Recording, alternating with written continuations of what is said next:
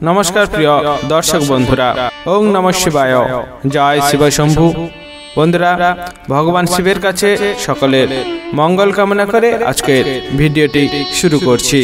बंधुरा कथित आछे जे এই ফাল্গুনী অমাবস্যার দিন যে ব্যক্তি এই সমস্ত কাজ করতে পারেন তারা জীবনে অনেক পুণ্য লাভ করতে পারেন এবং সমস্ত কাজে তারা সফল হতে পারে।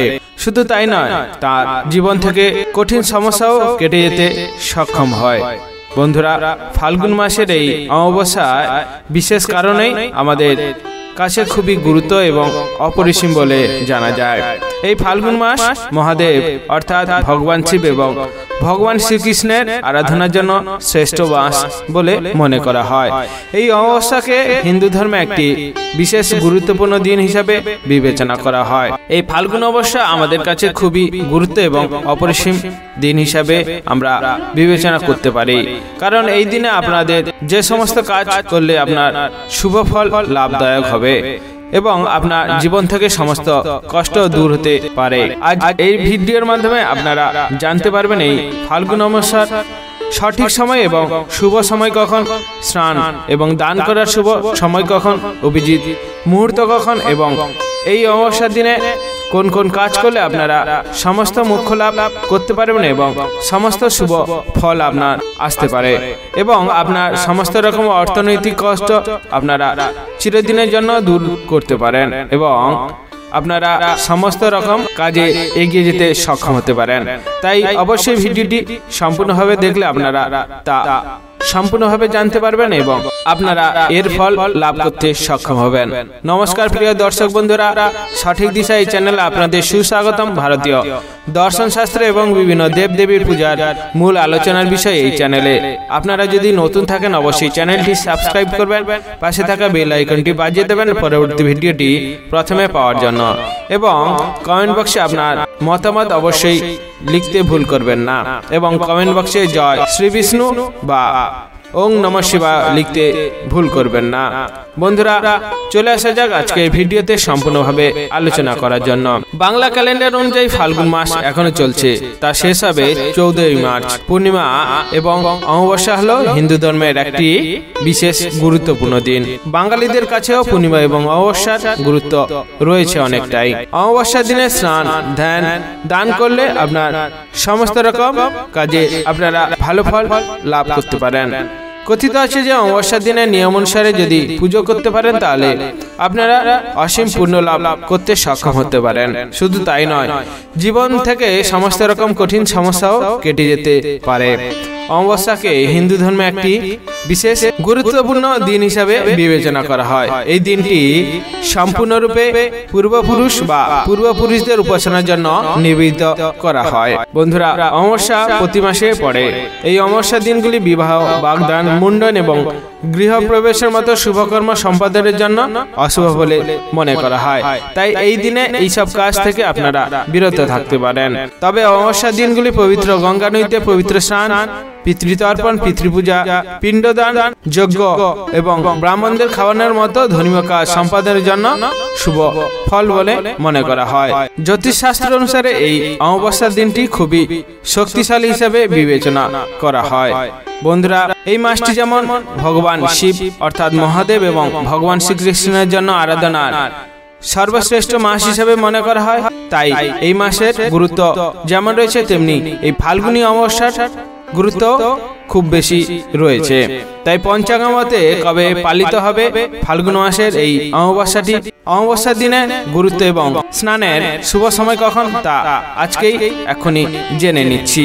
বন্ধুরা, বৈদিক ক্যালেন্ডার অনুসারে এই ফাল্গুন মাসের কৃষ্ণপক্ষের অমাবস্যা তিথিটি শুরু হবে 9 মার্চ অর্থাৎ 25শে ফাল্গুন শনিবার সন্ধে 6:17 থেকে শেষ হবে পরের দিন অর্থাৎ 10 মার্চ 26শে ফাল্গুন রবিবার দুপুর 2:29 পর্যন্ত থাকবে এই অমাবস্যা তিথিটি। বন্ধুরা, ফাল্গুন মাসের অমাবস্যায় উপবাস বা এই ফাল্গুনী অমাবস্যাটি পালিত করতে হবে 10 মার্চ অর্থাৎ 26শে ফাল্গুন রবিবার দিন। এই ফাল্গুনী অমাবস্যা স্নান দান করার শুভ সময় হলো ফাল্গুনী অমাবস্যার দিনে স্নান করার জন্য ব্রহ্ম মুহূর্ত অত্যন্ত উপকারী বলে মনে করা হয়। এই দিন ব্রহ্ম মুহূর্তে শুরু হবে ভোর 4:40 থেকে, এটি শেষ হবে ভোর 5:48 এর অভিজিৎ ও বিজয় মুহূর্ত এই দিনে থাকবে, যেটি আমাদের কাছে দানের জন্য শ্রেষ্ঠ বলে বিবেচিত করা হয়।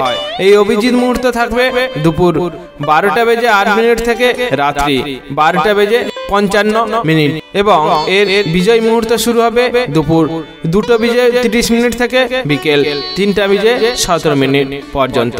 বন্ধুরা, আপনারা যদি স্নান দান এবং ধ্যান করতে পারেন, এই সময়ের ভিতরে আপনারা করতে পারলে খুবই উপকারী হতে পারেন।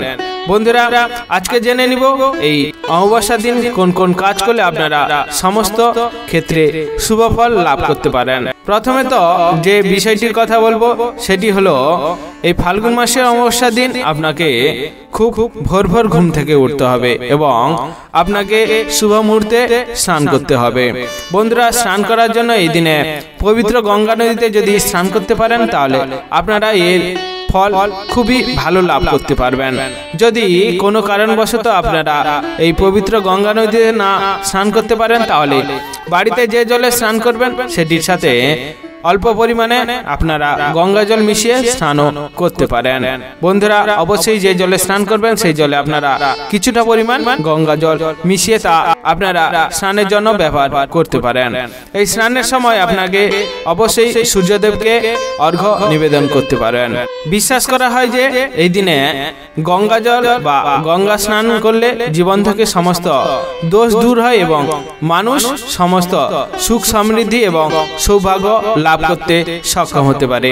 তাই অবশ্যই এই দিনে গঙ্গা নদীতে স্নান করবেন এবং গঙ্গা নদীতে স্নান যদি না করতে পারেন বাড়িতে অবশ্যই যে জলে স্নান করবেন সেটিতে গঙ্গা জল মিশিয়ে আপনারা স্নান করতে পারেন এবং সূর্যদেবকে আপনাদের অর্ঘ্য নিবেদন করতে হবে।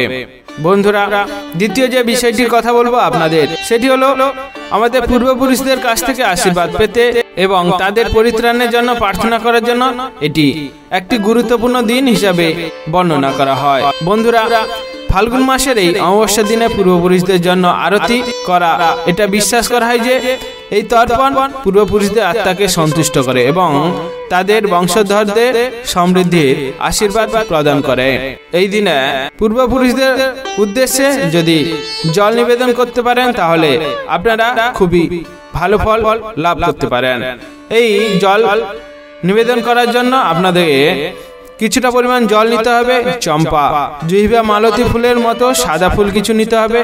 একটি পাত্রে একটি কালো তিল অবশ্যই রাখবেন এবং পিতৃপুরুষদের জল অবশ্যই নিবেদন করুন।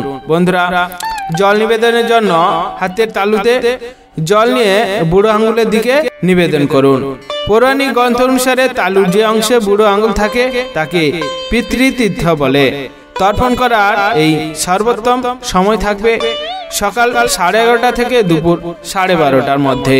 বন্ধুরা, অবশ্যই আপনারা যদি পিতৃপুরুষের আশীর্বাদ লাভ করতে চান তাহলে আপনারা অবশ্যই এই প্রকারে যদি জল নিবেদন করতে পারেন তাহলে আপনারা খুবই ভালো ফল লাভ করতে পারবেন। বন্ধুরা, তৃতীয় যে বিষয়ের কথা বলবো, এই ফাল্গুন অমাবস্যার দিনে দান কর্ম করাও অত্যন্ত গুরুত্বপূর্ণ কাজ বলে মনে করা হয়। পূর্বপুরুষদের আত্মার শান্তির জন্য করা এই দিন দান খুবই ভালো বলে মনে করা হয়। বন্ধুরা, এই দিনে আপনারা যদি দান করতে পারেন তাহলে খুবই ভালো ফল হতে পারে। বন্ধুরা, আপনাকে দান করতে হবে মানে অনেক কিছু দান করতে হবে তা নয়, যে যার সাধ্যমতো দান করলেই আপনারা অবশ্যই এর ফল লাভ করতে পারেন। আপনারা দান করার জন্য অবশ্যই কিছু কাপড়, কিছু পয়সা করি অবশ্যই দুস্থদের দান করলে পূর্ণ ফল লাভ করতে সক্ষম হবেন। বন্ধুরা, আরো বলা হয়েছে এই দিনে ব্রাহ্মণকে কিছু খাওয়ার এবং কিছু টাকা যদি দান করতে পারেন তাহলে এর ফল ভালো হবে। এটি বিশ্বাস করা হয় যে এই কাজের ফলে কালসর্প এবং পিতৃদোষ থেকে আপনারা দূর হতে পারবেন। তাই অবশ্যই এই ফাল্গুনী অমাবস্যার দিনে দান কর্ম কিছু করলে আপনাদের ক্ষেত্রে এটি খুবই শুভ ফল লাভ করতে পারেন। বন্ধুরা, চতুর্থ যে বিষয়ের কথা বলবো, এই ফাল্গুনী অমাবস্যার রাতে একটি নদীতে 5টি লাল ফুল এবং 5টি জ্বলন্ত প্রদীপ যদি ভাসে দিতে পারেন তাহলে আপনার সমস্ত রকম আর্থিক সুবিধা আপনার কাছে চলে আসবে এবং আপনার বাড়ি থেকে এবং আপনার থেকে সমস্ত আর্থিক সমস্যা দূর হতে পারে চিরদিনের জন্য। বন্ধুরা অবশ্যই এই কাজটি যদি করতে পারেন তাহলে আপনাদের ক্ষেত্রে খুবই শুভ ফল লাভ হতে পারে।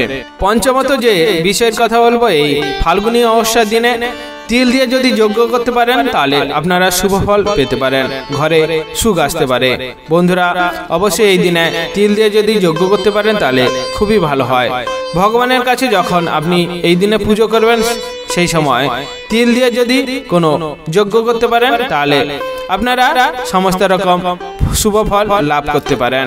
এই কাজের ফলে আপনাকে শনি সংক্রান্ত সমস্ত রকম প্রতিকার হতে পারে এবং এই দিনে এই কাজের ফলে পিতৃপুরুষদের আশীর্বাদ আপনারা লাভ করতে পারেন। তাই এই দিনে যজ্ঞ করা অর্থাৎ তিল দিয়ে যজ্ঞ করা খুবই শুভ বলে মনে করা হয়। বন্ধুরা ষষ্ঠত যে বিষয়ের কথা বলবো সেটি হলো, এই অমাবস্যার দিন সন্ধ্যার সময় পিপল গাছের নিচে সরিষার তেলে যদি প্রদীপ জ্বালাতে পারেন তাহলে আপনারা পূর্বপুরুষদের কাছ থেকে আশীর্বাদ অবশ্যই লাভ করতে পারেন। বন্ধুরা অমাবস্যার দিন সন্ধ্যার সময় পিপল গাছের নিচে সরিষার তেলের প্রদীপ জ্বেলে আপনার পূর্বপুরুষদের অবশ্যই স্মরণ করতে হবে এবং এই সরিষার তেলের প্রদীপটি পিপল গাছের চারপাশ 7 বার প্রদক্ষিণ করে সেটি একটি জায়গায় রাখতে পারেন এবং আপনার পিতৃপুরুষদের উদ্দেশ্যে স্মরণ করতে পারেন এবং আপনার সমস্ত রকম অসুবিধার কথা সেখানে জানালে আপনারা অবশ্যই পিতৃপুরুষদের আশীর্বাদ লাভ করতে সক্ষম হবেন। তাই এই কাজটি যদি করতে পারেন সেটি আপনাদের ক্ষেত্রে খুবই মঙ্গল হতে পারে। বন্ধুরা সর্বশেষ যে বিষয়ের কথা বলবো সেটি হলো, আমরা তো দান ধ্যানের কথা বলে আসছি, কিন্তু এই অমাবস্যার দিনে যদি গরু দান করতে পারেন তাহলে আপনাদের ক্ষেত্রে খুবই শুভ ফল লাভ হবে। আপনারা সমস্ত রকম বাধা বিপত্তি থেকে আপনারা কেটে উঠতে পারেন। বন্ধুরা অবশ্যই এই দিনে যদি সম্ভব হয় গরু দান করতে পারেন। যদি গরু দান করা কোনো মতে বা কোনো কারণবশত সম্ভব না হয়ে থাকে তাহলে আপনারা কোনো গরুকে বাড়িতে নিয়ে এসে কিছু খাওয়াতে পারেন, তাহলেও কিছু শুভ ফল আপনারা লাভ করতে সক্ষম হতে পারেন। বন্ধুরা সর্বশেষ যে কথাটি বলতে চলেছি সেটি হলো, মানা না মানা সেটা আপনার বিষয়। যদি মানতে পারেন সেটি আপনার ক্ষেত্রে মঙ্গল হতে পারে, যদি না মানতে পারেন সেটি আপনার ক্ষেত্রে আপনার ভাগ্য নির্ধারণ হতে পারে। বন্ধুরা আপনাদের সাথে অনেক আলোচনা রয়েছে, আজকে এই পর্যন্ত। আপনারা সবাই ভালো থাকবেন, সুস্থ থাকবেন, অবশ্যই শুভকামনা করে আজকের ভিডিওটি এখানেই শেষ করছি। ধন্যবাদ।